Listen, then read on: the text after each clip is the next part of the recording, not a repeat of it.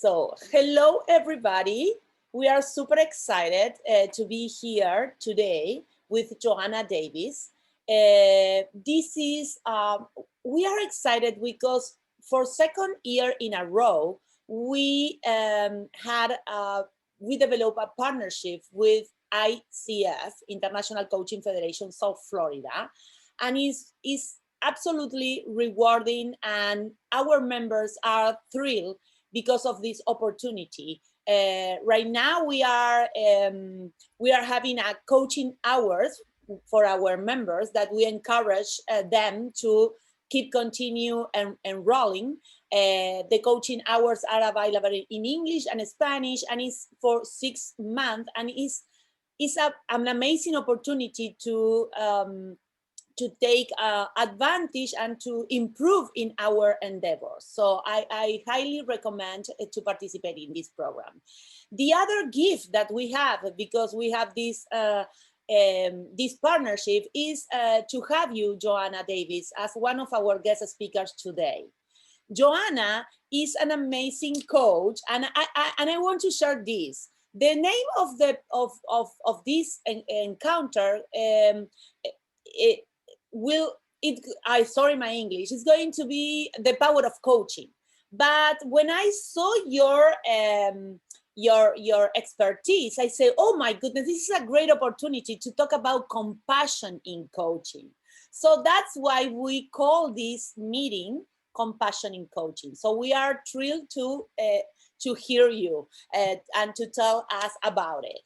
So Joanna is MCC, for those who knows about it, is a master coach, co-founder of Compassion in Coaching, coaching corporates, founder and top executive. She is based in the United States and has an extensive business background for Fortune 50 companies. And you starting and running 2 successful companies, and she has an extensive background in neuroscience of human communication, business networking, entrepreneurship, mind-body connection, and manifesting. So her coaching practice supports entrepreneurs, executives, and corporate founders wherever compassion is called. I love that. So I'm not going to speak anymore, and I'm going to give you this moment all for you. Please enlighten us. Thank you for being here. I really deeply appreciate your welcome, and I'm so honored to be here. I always clarify my MCC, because when on my first day of coach training, I was that person in the back of the room, watching these people at the front of the room, and they had the MCC, the highest award in coaching. And I thought they were gods. I would never get there. I never aspired to be there. Well, I did. Well, obviously I did at some point, but in the beginning I did not, because I didn't think it was achievable. So I want anyone who is listening this to know that it's absolutely achievable. It's absolutely, I did it. If I did it, I know you can do it if you want to be a coach. And everyone on their coaching journey, whether they're in the receiving seat or whether they're in the offering the service seat, I just really want to say congratulations, because it is the most life-altering thing I've ever experienced, and that's why I do this. So the first thing I want to do, and I'm not big on speaking a lot, which is handy because coaches are supposed to listen more. But I want to get an idea when you hear the word compassion. So what does it mean to you? So if you would volunteer maybe to speak. I know some of you can't be on video right now because of where you're located, but when you think about compassion, what is the meaning of compassion? Empathy comes in mind. Mm-hmm. Yeah, empathy. Caring. Okay, empathy, caring. And I'm just going to jot down a few notes. Yeah, I see caring in the chat box. I may not be able to see everything in the chat box, so I just apologize for that. I'm going to try to look at that. No judgment. Non-judgment. Yeah. Being together. Being together. Okay. Sharing the feelings. Being together, sharing feelings. Open heart. Open heart. Let me check. Sensibility to others. I see in the chat box. Caring, empathy, to feel and listen with empathy. You know, it's interesting because one of the things that I have become aware of is there's a tremendous crossover between empathy and compassion. And it's actually, depending on who you read, the roles can be completely reversed. So it's super interesting. The understanding that I have and the way that I use compassion, just for the purpose of this conversation, it includes these things of caring and non-judgment and being together and sharing the feelings and having the open heart, having that connection with others. The difference in my understanding is between empathy and compassion is in empathy, we actually feel what the other person is feeling, which can lead to the term compassion fatigue. So compassion fatigue is actually, I felt so much that I can't bear to feel anymore. I need to back up. I don't recommend that. And so I'm ICF trained, well, ICF certified, and my training is ICF accredited. I actually teach for an ICF accredited school. The thing that has stuck with me, for one of the things that stuck with me from the very beginning, is the requirement that coaches have the ability to be with strong emotions without becoming enmeshed. So the client is having the strong emotion and the coach is with them.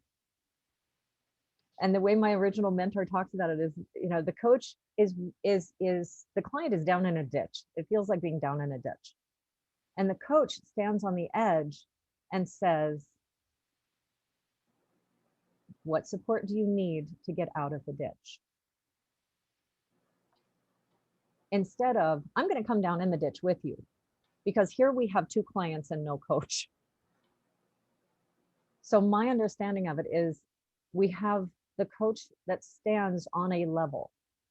So the client may be flying high, you know, has everyone had that day where they're super excited?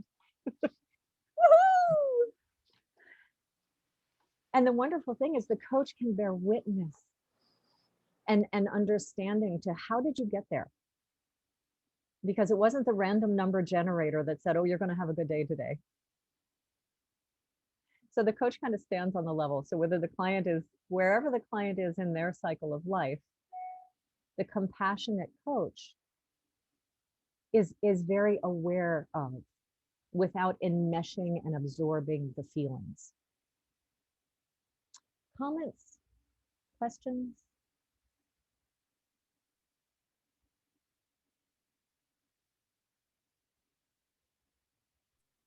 I think this is Cheryl.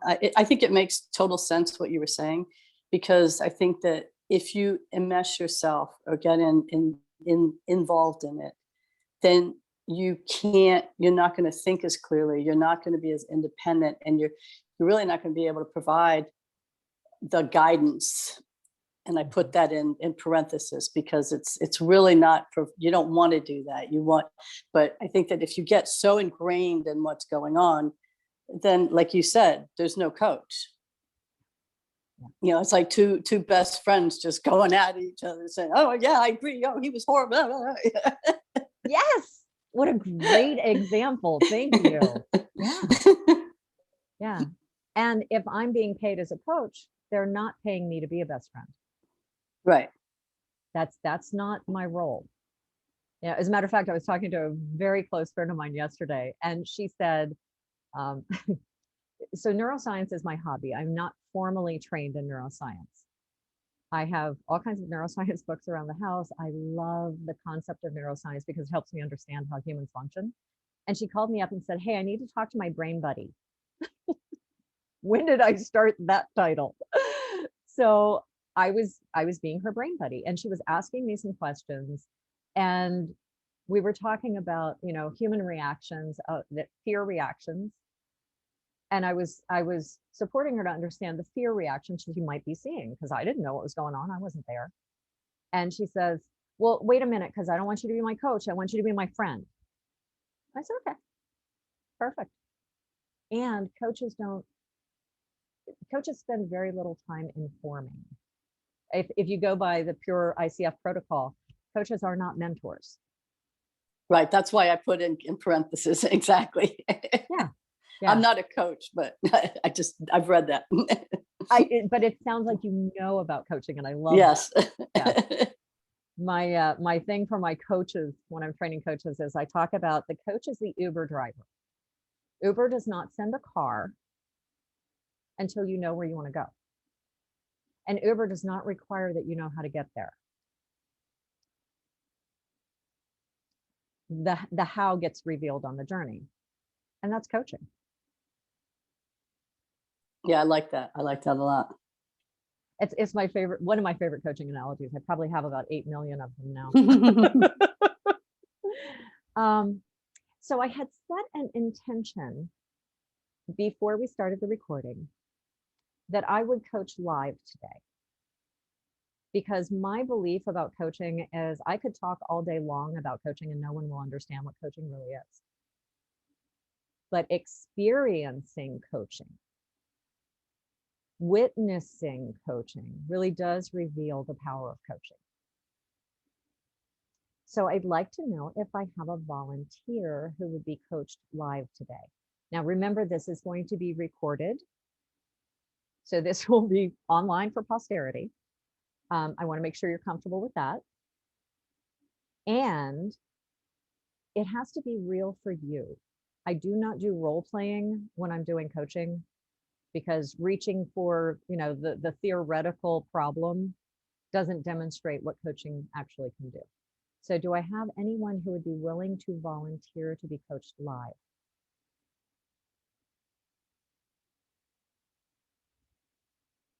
And you can be on camera or off.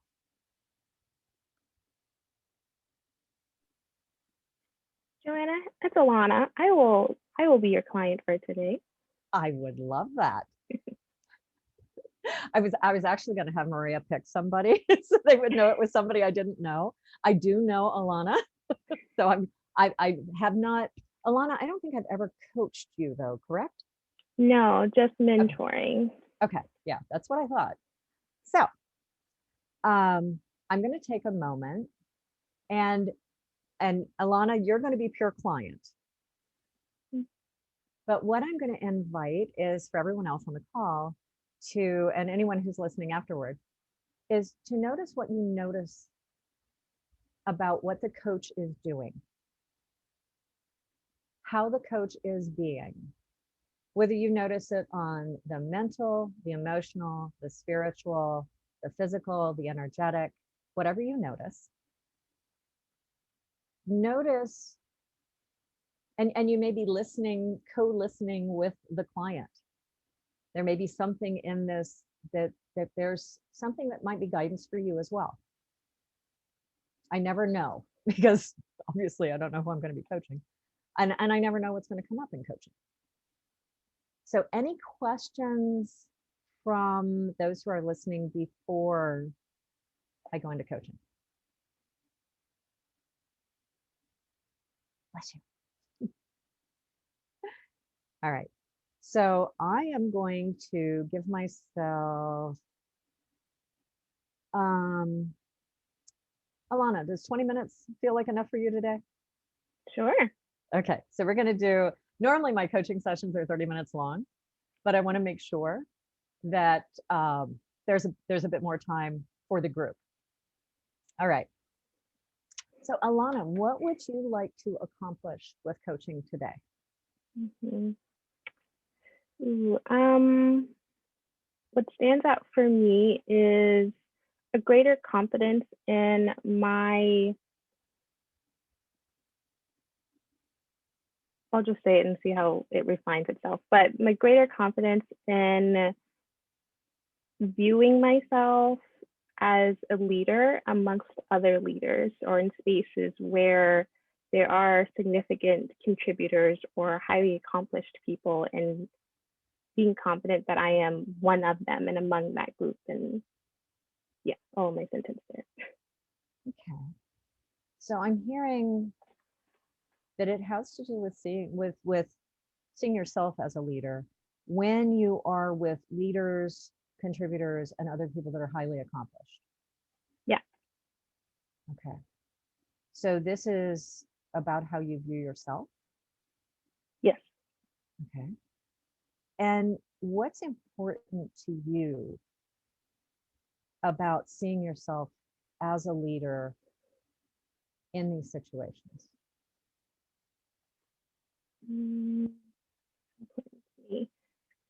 Um,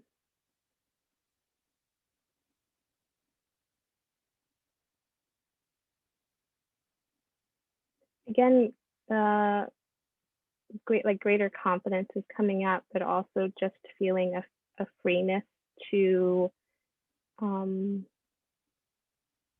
just be and contribute in the way that's natural to me, without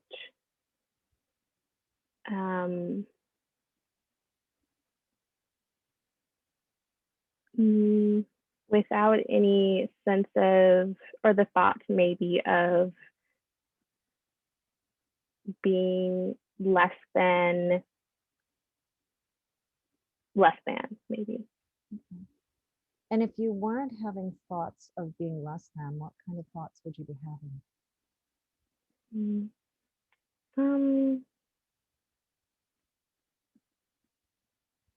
Creative thoughts, thoughts about ways I can contribute, things that are fun for me, and just thoughts that feel better to me too. Mm-hmm.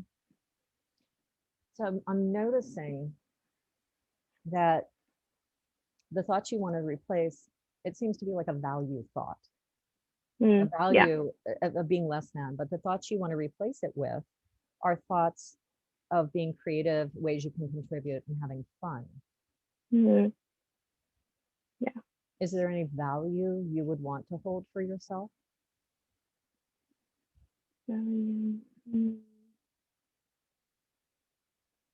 One of my core values is being connected.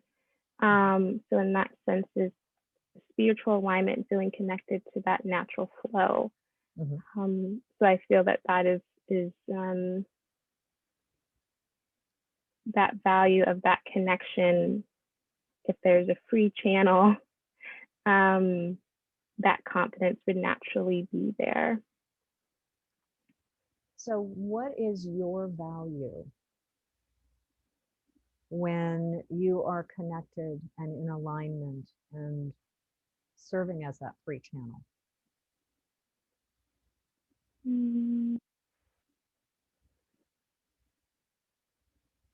Value.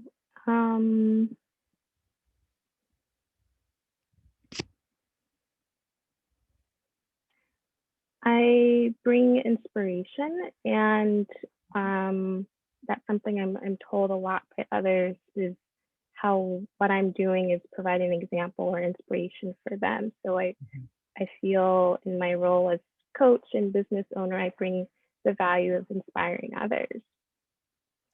And when you bring that value of inspiring others, are you less than?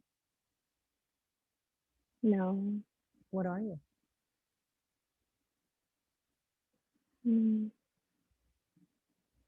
The word worthy just came up in my brain. Worthy. Okay. A little bit of emotion coming up with that, or no? A bit, yeah, because that's been a word that I've been aware of for past month or so. Yeah. Mm-hmm. Anything in that emotion for you to be aware of in this conversation?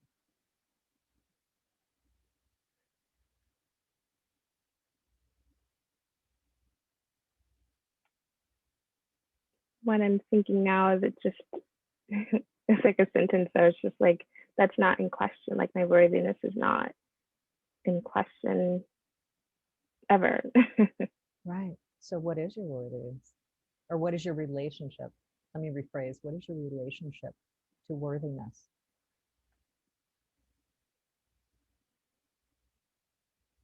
It just is like it's my relationship with worthiness is implied. I want to say implied and automatic. Like I know that intellectually. So what do you want to walk away from this session with?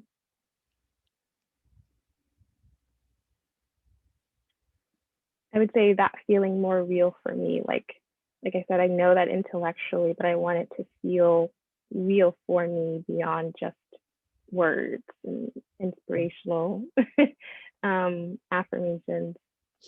Yeah. Have you ever felt that? The realness?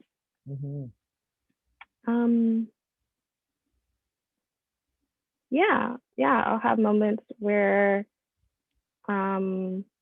I just feel really good, and or I'll be reading something spiritual related, and it just comes across as a message, and it'll strike me, and I know like this is real. And I suppose what I want is for that to stay longer, and to maybe hold that frequency longer. So thinking about a time that you have felt that, this is real. Where is it in your body when you feel that?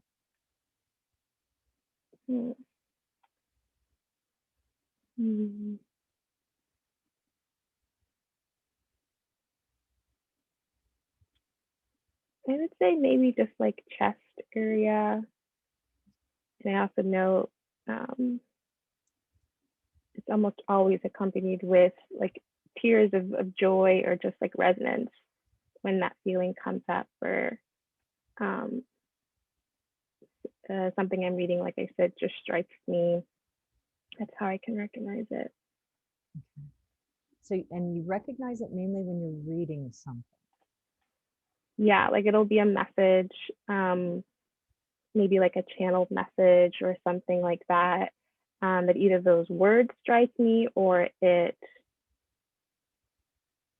kind of inspires a thought that comes right after, where it will be like a realization that will strike me. So what is your realization today about your worthiness?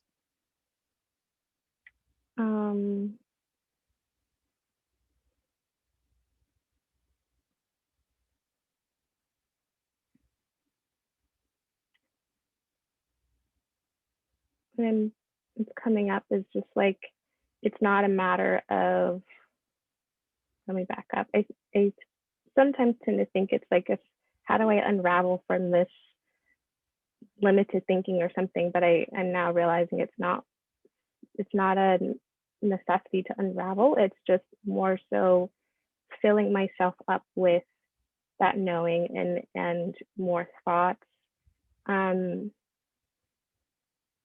that align with that implied worthiness. So just filling my cup up with that. Okay. So what I'm hearing is you came into the call wanting greater confidence and with need to unravel. Yeah. And the awareness you've gotten is that you don't need to unravel anything. It's filling yourself up with your knowing. Yeah. How does that resonate for you? It certainly does resonate. And again, it makes me realize like that's something that I know and I've heard of before, but it's one of those things where it's like, okay, I'm actually putting that into practice in my life. And so I'm realizing that's quite a bit of this time in my life, this new season, it's taking action on the things that I've already clarified or known.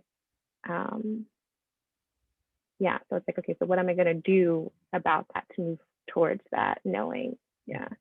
So I'm kind of getting this sensation, almost like there's a big heavy rock to lift. Like if you can flip that rock. Yeah. Yeah. If you flip that rock, what happens?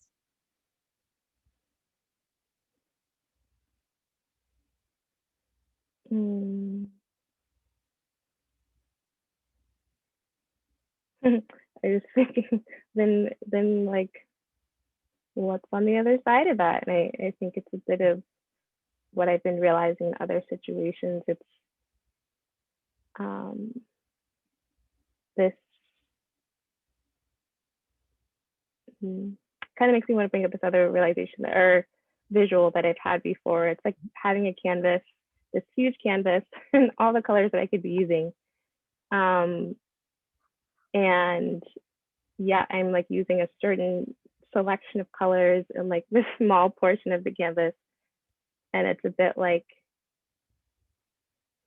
just I don't know, trusting myself to use more colors and like, what does it look like? So bringing that back to the rock or the boulder, it's like, okay, so if it's not there anymore, what is there? I don't know yet. I'm going to check in with you. Would it help to know?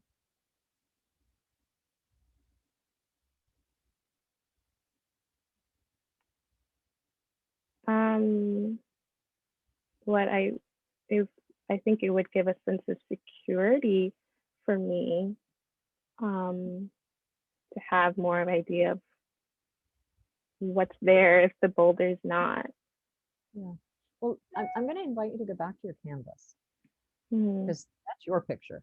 And you did a really beautiful job of painting me a picture of a big canvas with very limited Mm-hmm. colors in a very small area. In your mind's eye, can you see the canvas with the new colors and using the full canvas?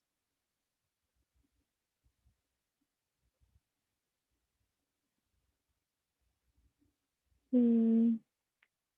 would like to. Okay. And as you said that, I realized I've used that analogy before, but I still hadn't thought about what does a canvas look like with color on it. It's just like white still on the other side. Right. So like, oh, I haven't filled it in yet, actually. Well, is it time for you to fill it in?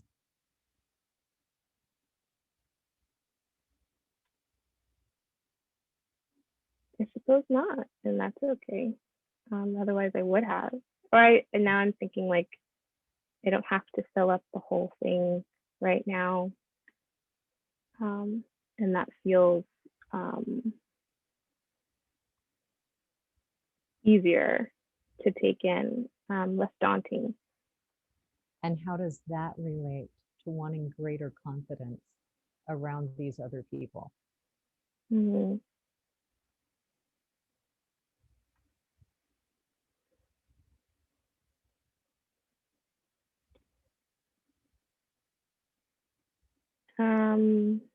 And I'm now realizing like it's the same sense of just taking it a little bit at a time. Like what's the next step, or what's the next new color I want to use, and not thinking like, oh, I have to use all 10 new colors that I just found out about by tomorrow. I think I've been doing that is, all right, clarifying or identifying more things of what I want to do in my career, and realizing, okay, that's great to have a direction, but it doesn't all have to happen right now. So just take it in smaller steps, and that's fine.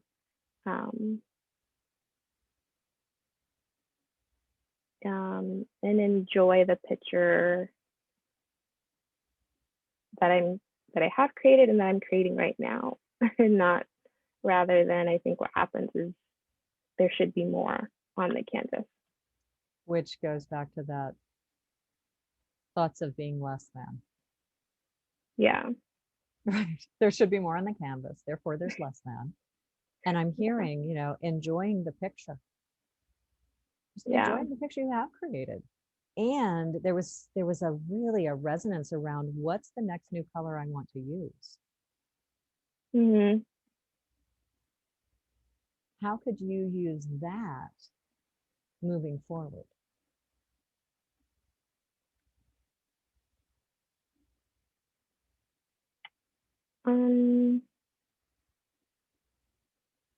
I think, for lack of a better term, breaking it down into just smaller next steps.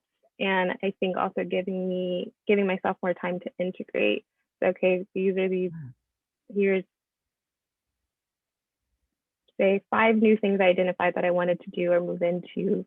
Let's try maybe 1 or 2 at a time, and allow myself time to integrate a little bit, acclimate, and then, okay, let's throw in something new.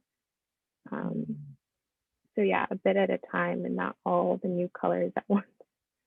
Right.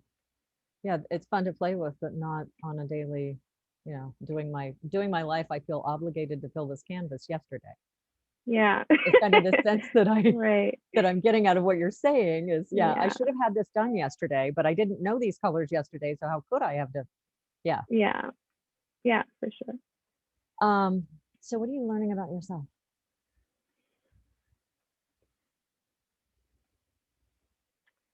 I'm learning that I can be pretty hard on myself. I feel emotion coming up, letting me know, like, well,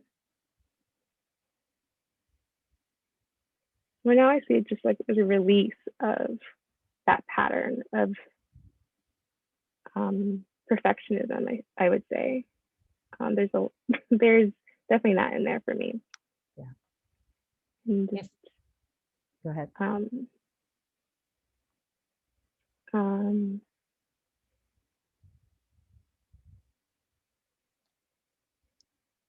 Acknowledging myself more for what I've done and where I am. And just give myself time. I've got a lot of time still. Any of this you want to take note of? Because I heard something earlier about if you read things that resonate. Yeah. I want to take note to just slow down. Like, I think I'm just going so fast, and it's like the next thing, and then it's like, okay, so what's the next thing that I'm doing? And yeah, just slow down a little bit. Any support that you want to build into that?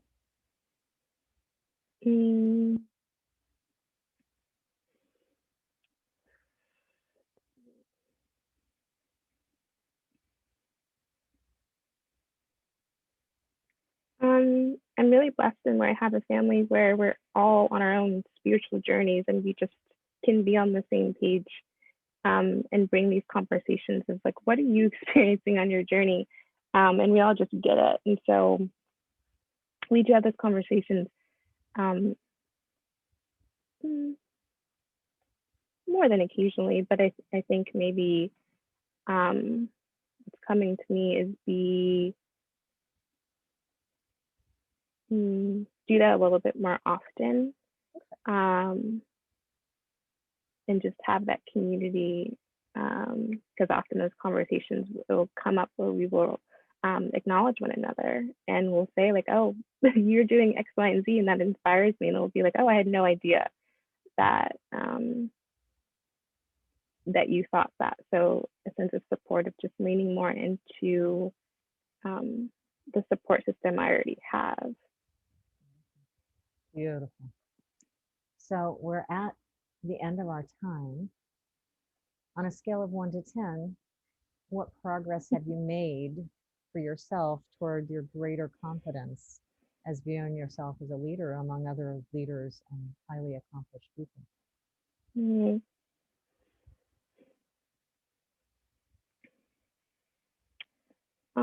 To put a number on it, I definitely say, I want to say like 8, 9. I know this is a lot of stuff that I want was necessary to come up while still being aware. There's some things I can do action-wise to ground it a little bit more for me, but reaffirming what I already know in my own words made a difference.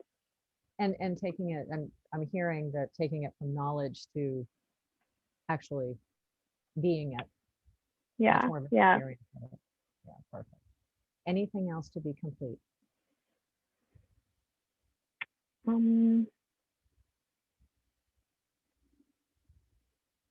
Just to acknowledge myself. I'm doing a good job, and I have been. Yes, you are. Thank you. I feel complete. Amazing. You are amazing.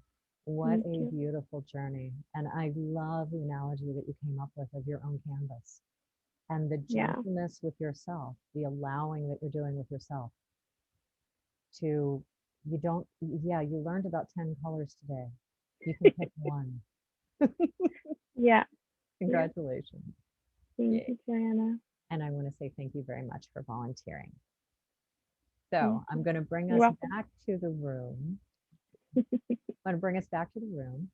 And I'm going to give Alana a moment to just have a moment for herself. Thank you. Anybody want to share what they noticed? What stood out for them?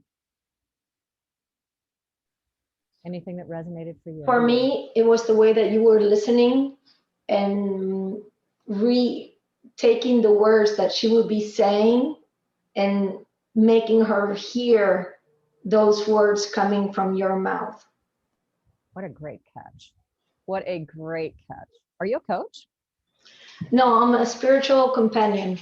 Perfect. So you're a coach. Yeah, there's a lot of qualities. Very fond of saying that people are training to be coaches long before they ever come to coach training. So listening and using the client's own words is actually part of the competencies that the ICF measures for coaching, is to use the words the client actually uses, because if I use my own words, they don't have the same meaning. Just like when we were talking about the meaning of compassion, and everybody has a different thought on it. Mm-hmm. So it means something different to everyone, and using their own words brings up their own meaning. Thank you. And that's why I think it's so incredible, where you never know where their journey is going to go through, because you just pick a thread, and that's. Mm-hmm. Yeah. And could I have picked a different thread? Absolutely. You know, one of the biggest challenges as a coach is to step back and see, am I picking the thread that the client wants? And to be really sensitive to, is this where the client wants to go? Yeah. Who else wants to share what they may have noticed or thoughts about it?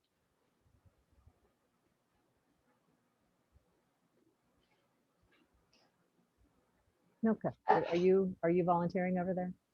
I saw a hand. I saw you up on video. Oh, for me, Oh yeah. yeah. Oh, there's somebody else. You know what? Oh, okay. No, there isn't.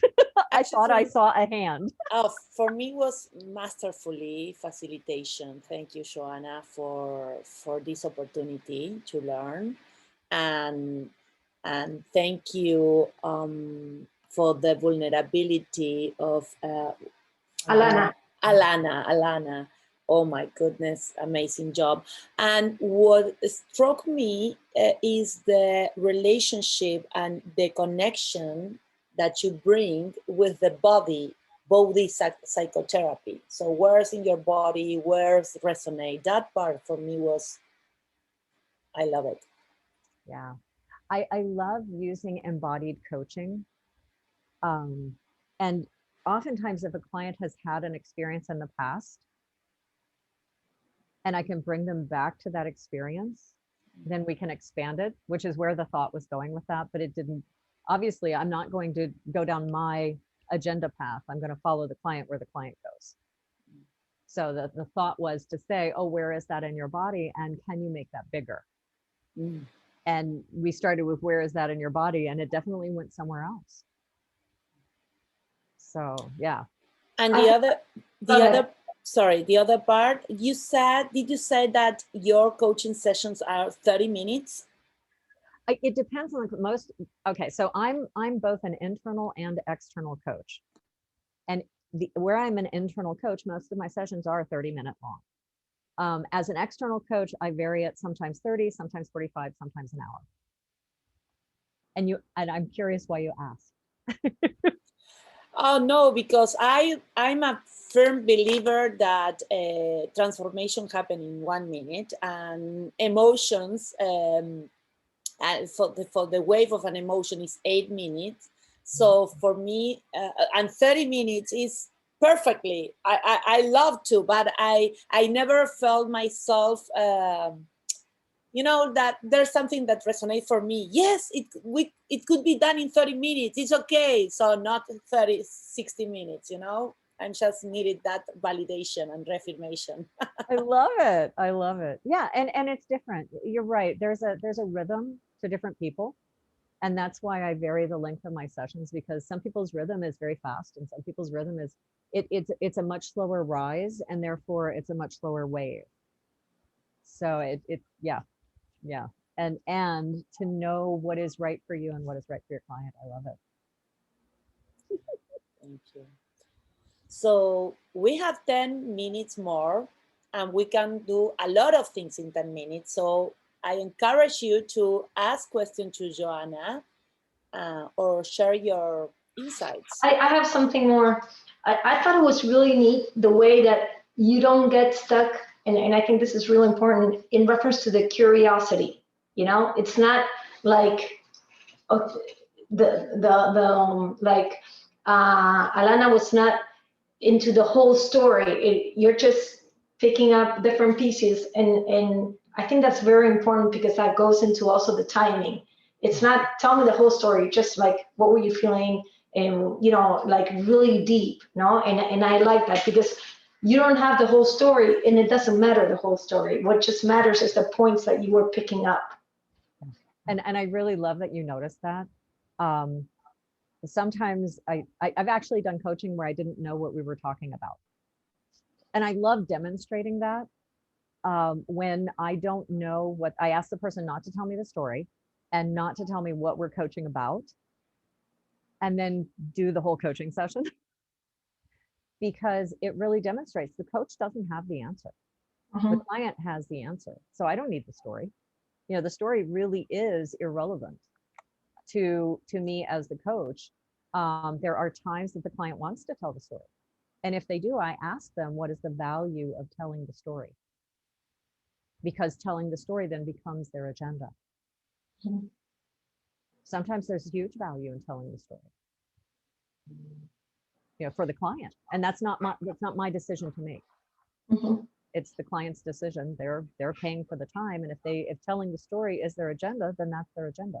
As long as I know what the value is and how they will know when they've gotten there. That's one thing I didn't check back in with Alana about is she had said, I take notes when I coach, that it would feel more real. And I didn't check in with her at the end about, did it feel real? So that would have been a great check-in. How real does this feel for you? Instead of the scale of 1 to 10, how real does this feel to you? And that just wasn't what was in my head in the moment. Notice there's no such thing as a perfect certified coach. So there's 3 levels. There's ACC, PCC, and MCC in the ICF. And, associate certified coach, professional certified coach, and then master certified coach. And there are no perfect certified coaches. That is not what PCC stands for. And there are no miracle certified coaches. That's not what MCC stands for. My version of mastery is a master and this was actually a gift to me from someone else. A master is someone who catches the mistake before a novice will notice it. So masters make mistakes and then turn it into something beautiful. What other comments, questions? Okay, now I do see your hand. Let's go. Yeah. Yes, that was definitely my hand. That was absolutely beautiful. Alana, you were so brave to put yourself out there. And it was beautiful to watch how the two of you danced together gracefully. So I'm so glad I tuned in. That was delightful. And I learned a lot. One question I have for you, Joanna, is I've never heard specifically the term embodied coaching. And I can relate through mindfulness work that I do consistently, how being in your body and where do you feel this emotion. So, but to bring it together, I quickly looked it up, but is there anything you recommend if I would want to learn more about that, if I want to explore that as a possible path to deepening my own toolkit as a coach? Okay, so confession, I was not always a coach. My work before coaching, although I've been in corporate, the other business that I had was a therapeutic spa. And I was trained as a massage therapist when I was 12 years old. So I started doing body work as a little kid. Like Wow. my aunt, I lived in West LA and worked on movie stars, no kidding, at 12. I've had a bizarre little life. But I have been very conscious of body awareness. And it's funny because I think I pull some of this from the trauma-based stuff, because trauma lives in the body. What are some of the books on that? The Body Keeps the Score. I think my favorite. Oh yeah, that one. I think my favorite is In an Unspoken Voice. What about this one? Oh, I can't see it because the background. Yeah. But I see the image, and I think I have that one on my bookshelf. Same. So turn your background off because I want to see it. Oh, I love that. Yes. Oh, that's that new Oprah book. Oprah. Oprah Winfrey. Oprah with Dr. Bruce Perry. Dr. Perry. Okay. I'll put it on the chat. Yeah. Thank you. There's a beautiful article that I have that I actually found. I think it was in Vogue magazine. I was having my tires changed, and it was the most amazing article.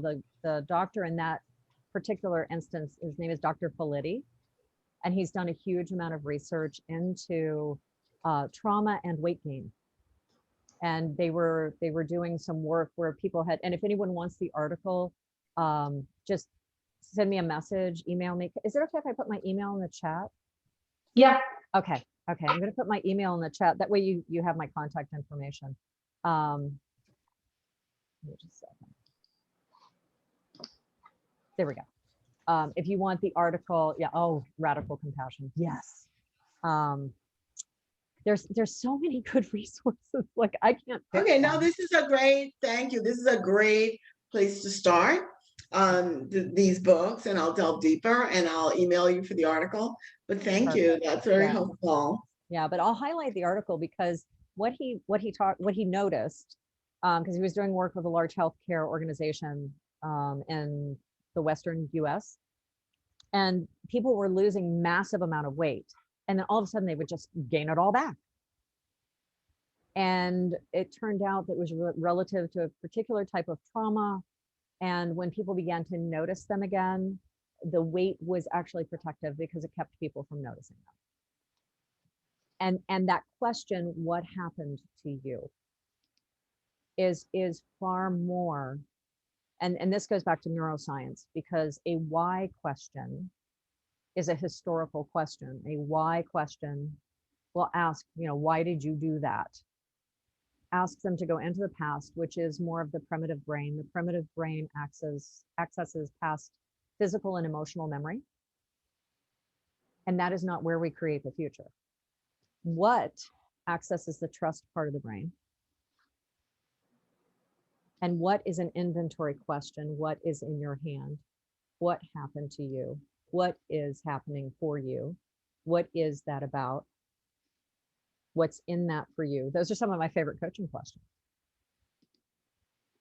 What, how also does it? You know, how does that feel for you? How does that work for you? Because that's now. The past accesses a different part of the brain, which is not where I'm trying to go with coaching. I'm not going, that part of the brain that is more based in fear and survival is great for survival. It helps me get up in the morning. It helps me brush my teeth without having to learn how. I feed myself every day and don't think about it. I dress myself. So these are the things that I do working with that primitive part of the brain. It does not do a very good job of creating my future, which is really what coaching is about. Oh, So, Joanna, please, yeah. can you repeat the why is a question? Why questions Yes. are past. They're based in the past. They ask us to go back and explain something we probably didn't understand because we were probably using that automatic part of the brain. So asking a little kid, why did you do that? And by the way, most of us started hearing that question when we were in trouble. Yes. Why did you do that? And it goes back to very early childhood. So it automatically brings up defensive. And I don't know why I did it. So now I've got to make up a story. Because most people are not going to say, because I was running on autopilot. You know, so what happened or what is happening or what happened to you is now, it now becomes inventory. What is that? So I very rare, once in a great while, if I really want to jar somebody, I will ask a why question. Like, why is that true? Is like, what? But if I say, what makes that true for you? It's an inventory question. Yeah. So great. I see, this is why I love these conversations. I never know where they're going to go. Woo! And I know we've only got a couple of minutes left. Anything else before we close? I just really want to say thank you to every one of you for being here, for being present. For people that listen to the recording, thank you for being here. Thank you for being present. Thank you for whatever you will take away from this to use in your own life. Because every act of compassion takes us one step closer to a compassionate world. So I just want to honor each of you and say thank you so much. Thank you, Joanna. It was an amazing facilitation to see, Thank to you. watch, to learn. I'm going to ask everybody if we can do like a mirroring for Joanna today as a gift, and just one word that we can give to her today. You can go into the chat or you can unmute yourself and just say it. For me is, I'm like amazed. For me, it's transformation. Impact.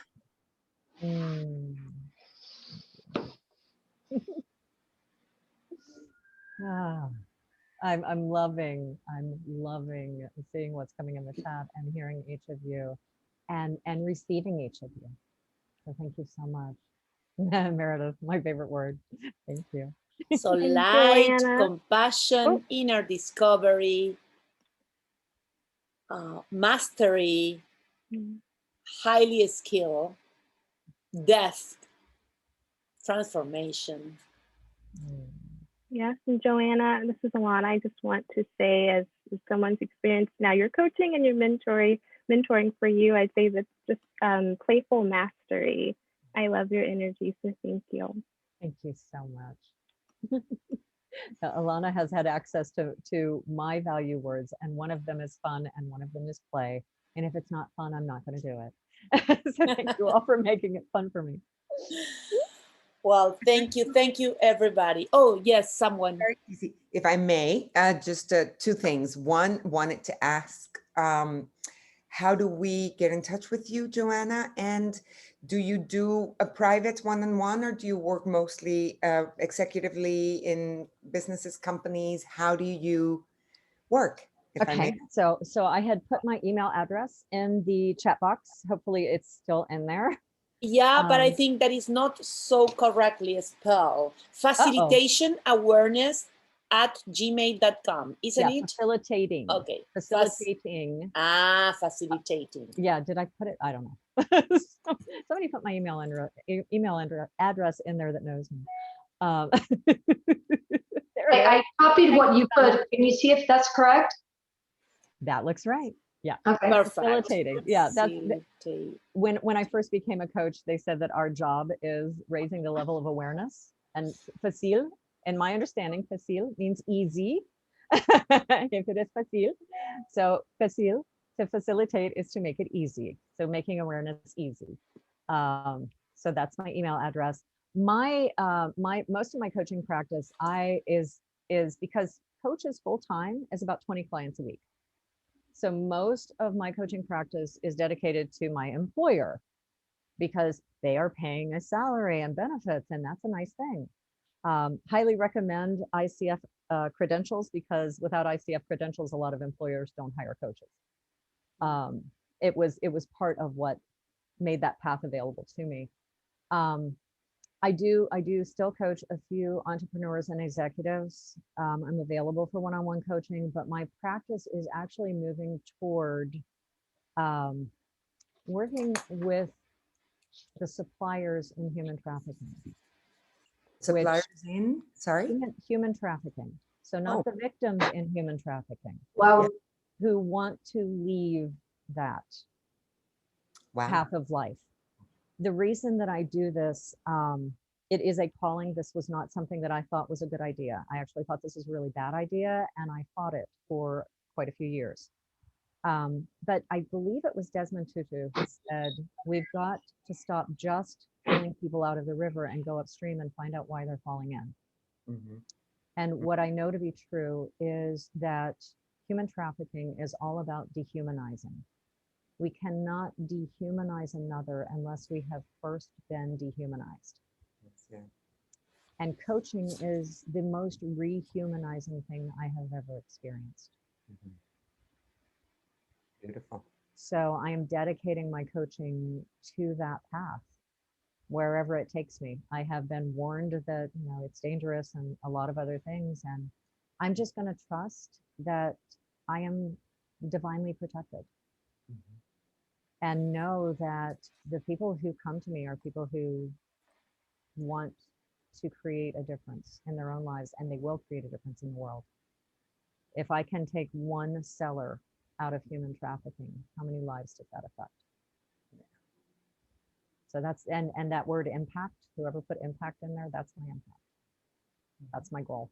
So I didn't come here to promote my coaching practice because my clients are not on this call. But yeah, that's my goal in life. So thank you for asking. Wow. Yeah.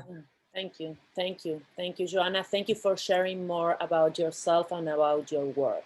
Thank you. And if anybody wants to follow it, upstreamconservancy.com is in the process of being built right now. Yes, please. Can you write it as well? Sure. Yeah, I'll put it in the chat. But it's upstream, because he said we have to go upstream, and conservancy, like conservation. Oh. Because conserving human life, conserving the human experience really is. And I think I put a space in there by accident. Oops. Okay. There's no space in it. Okay. Thank you all. Thank you all. Thank you everybody to be here. We is exceptional. We also invite you to reach out. We Evolution.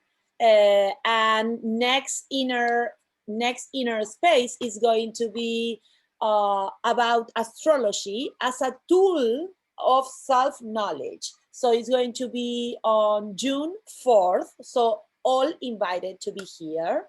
And thank you, Joanna. Thank you, everybody. Have a wonderful end of the day and week and weekend. Thank you. Love your work, Joanna. Stay in touch. I'm going to stay in touch with you. Bye, I'm everybody. so grateful. Mwah. Goodbye.